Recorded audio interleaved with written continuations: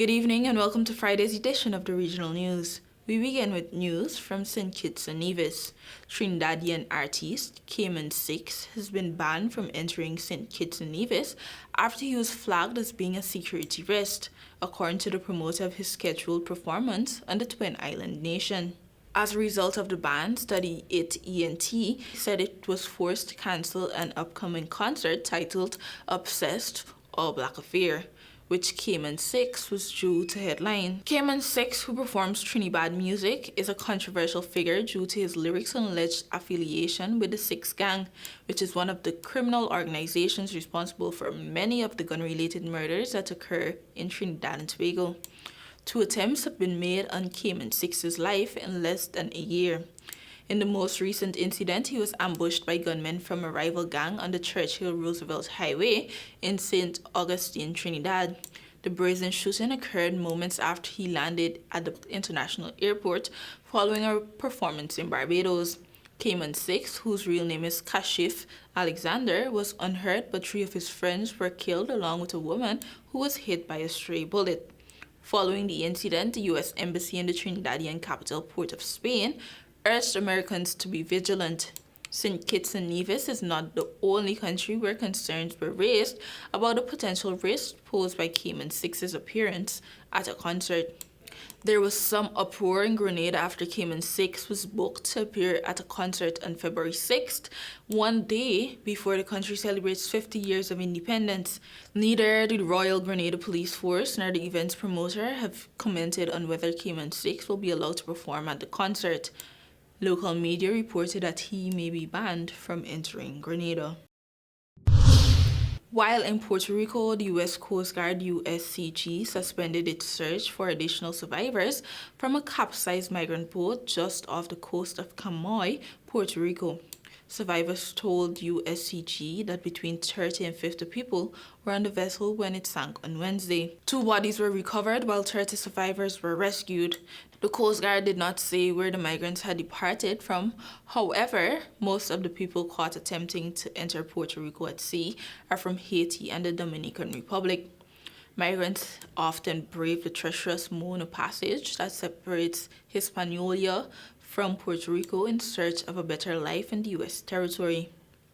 Between October 1st, 2023 and January 12, 2024, the Coast Guard said it detained 745 Dominicans and 66 Haitians in the Mona Passage and waters near Puerto Rico.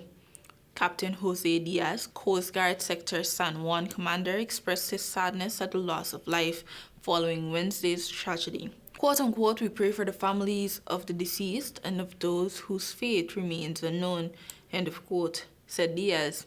Diaz also said, quote unquote, "We remind people that the dangers of unlawful, irregular maritime migration voyages are always present. I extend my thanks and appreciation to all Coast Guard partner agency responders and the Good Samaritans who were instrumental in saving lives and preventing further loss of life in this case," end of quote.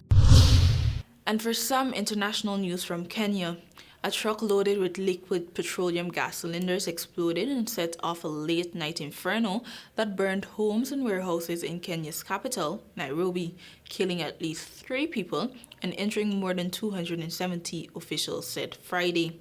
With the death toll expected to rise, at least 24 people were critically injured, the Kenya Red Cross said. The truck was parked inside a gas cylinder storage and filling site that had multiple applications to operate.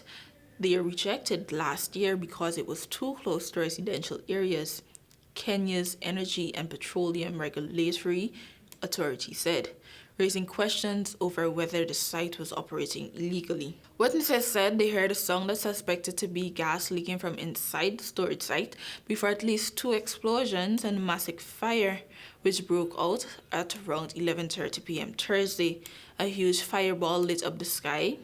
Many residents were likely inside their homes when the fire reached their houses in the area of Nairobi neighborhood of Embakasi, a government spokesman said. A flying gas cylinder set off a fire that burned down a nearby garment and textile warehouse, the spokesman also said.